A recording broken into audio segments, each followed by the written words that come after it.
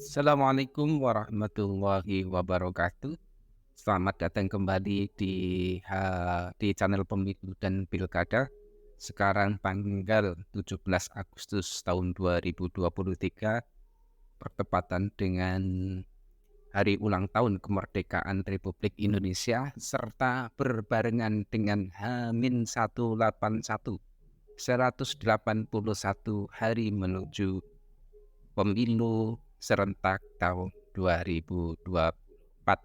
Kita akan mengusung tema yaitu aksi nyata partisipasi pemilu dalam pemilu tahun 2024. Sebelum itu, kenalkan dulu saya. Saya adalah Jamaluddin Kediri, yang artinya suka jalan malam dalam udara dingin, tapi kemana-mana selalu sendiri. Dengan quote hari ini, salah satu hukuman karena menolak berpartisipasi dalam politik adalah Anda akhirnya diperintah oleh bawahan Anda. Kata bijak ini oleh Plato. Dan kita masuk ke tema selanjutnya, yaitu sebenarnya apa yang bisa kita lakukan sebagai wujud aksi nyata dalam penyelenggaraan pemilu tahun 2024.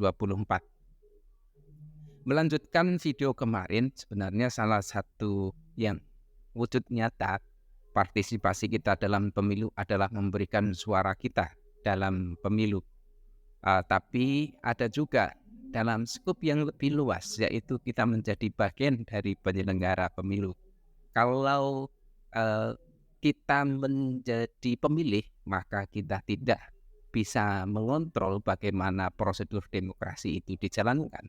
Tapi dengan menjadi penyelenggara, kita bisa tahu lebih detail bagaimana prosedur pemilihan atau secara umum prosedur birokrasi itu digunakan. Salah satunya adalah menjadi anggota KPPS, menjadi anggota atau ketua ya, menjadi KPPS lah dalam bahasa yang sederhana, yaitu menjadi kelompok penyelenggara pemilihan, kelompok penyelenggara pemungutan suara di TPS masing-masing. Dasarnya KPU, Komisi Pemilihan Umum, sebagai penyelenggara pemilu sudah menerbitkan dasar aturannya, yaitu keputusan KPU nomor 8 tentang pembentukan dan tata kerja Badan Ad Hoc Penyelenggara Pemilu dan pemilihan gubernur, wakil gubernur, bupati dan wakil bupati, serta wali kota dan wakil wali kota. Kemudian ditindaklanjuti dengan keputusan KPU nomor 476 tahun 2002 tentang pedoman teknis pembentukan Badan Ad Hoc Penyelenggara Pemilu serta pilkada, serta aturan ini juga sudah berubah berapa kali, sudah diubah. Tapi dari dua dasar aturan ini adalah yang terpenting adalah bagaimana KPU menginginkan agar penyelenggara pemilu KPPS nanti yang akan dibentuk adalah dilakukan secara terbuka serta memperhatikan kompetensi, kapasitas, integritas, dan kemandirian calon anggota KPPS. Prinsip ini yang harus kita pegang, yaitu prinsip keterbukaan, kompetensi, kapasitas, integritas, serta kemandirian calon anggota KPPS. Karena dari ujung tombak inilah KPPS yang menjadi garda terdepan dalam penyelenggaraan pemilu akan menentukan kepercayaan masyarakat.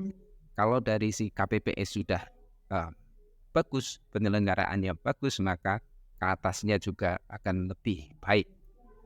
Karena ini menjadi pucuk awal dan titik awal bagaimana suara dikonversi menjadi KPPS inilah dimulai. Nah, pertanyaannya adalah kapan sebenarnya pembentukan KPPS ini dilakukan?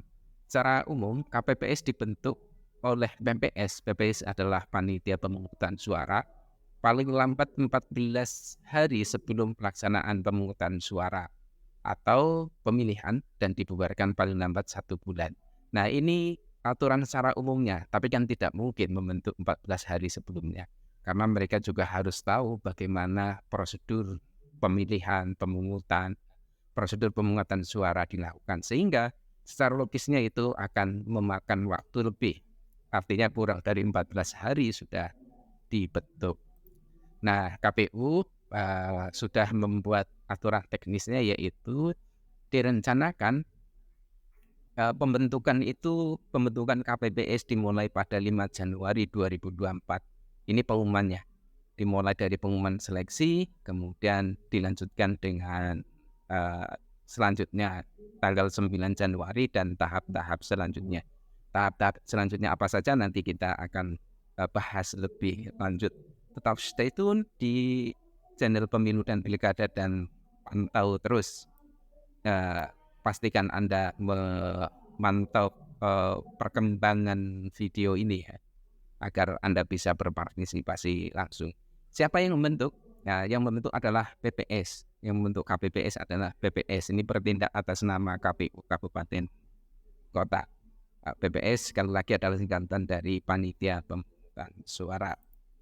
Selanjutnya tahapannya bagaimana? Tahapannya secara gamblang ada 2. Yang pertama pengumuman, itu pengumuman selama 5 hari, yaitu tadi pada tanggal 5 sampai tanggal 9 Januari. Kemudian pengumuman pendaftaran ini diletakkan di tempat-tempat publik. Paling gampang adalah untuk memastikan Bapak Ibu mengetahui dan tidak lupa hubungi PPS-nya dulu. Dan biasanya ini diumumkan di minimal ya di balai desa juga mereka mengumumkan. Karena biasanya juga kantor KPPS ini berada di kantor desa masing-masing. Kemudian setelah pengumuman ada penerimaan pendaftaran. Pendaftarannya juga ada penerimaan pendaftaran dan 3 tahap. Yang pertama menerima pendaftaran calon anggota KPPS sejak pengumuman sampai dengan berakhirnya masa pendaftaran. Dan yang kedua adalah menerima kelengkapan dokumen persyaratan calon anggota KPPS secara fisik. Dan yang ketiga adalah membuat tanda terima kelengkapan dokumen persyaratan calon anggota KPPS.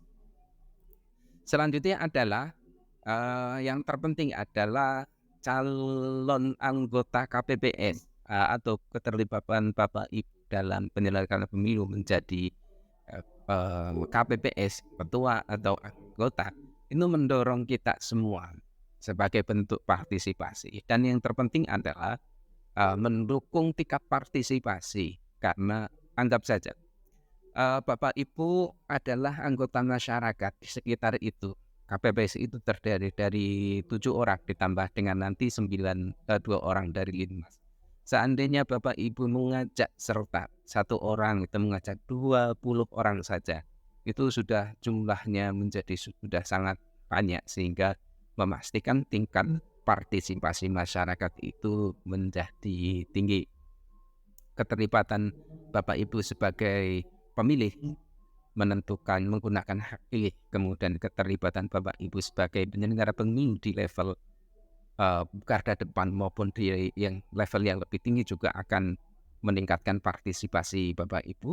Sekaligus Bapak Ibu bisa memastikan silaturahmi dengan tetangga sekitar. Karena nanti salah satu tugasnya KPPS adalah membagikan undangan. Nah, mau nggak mau kan Bapak Ibu semua harus tahu siapa nanti yang akan diundang. Tidak langsung juga menjalin silaturahmi dengan tetangga sekitar, saling mengenal, saling silaturahmi agar rezekinya menjadi bertambah banyak. Oke, untuk saat ini itu saja update dari channel Pemilu dan Pilkada. Pastikan sebelum aktivitas seluruh kendaraan, mobil, motor, sepeda Anda dalam kondisi prima dan tetap sukses. Karena sukses itu bisa dilakukan dengan ukurannya sederhana, yaitu ketika kita pulang disambut dengan senyuman istri dan pelukan anak-anak.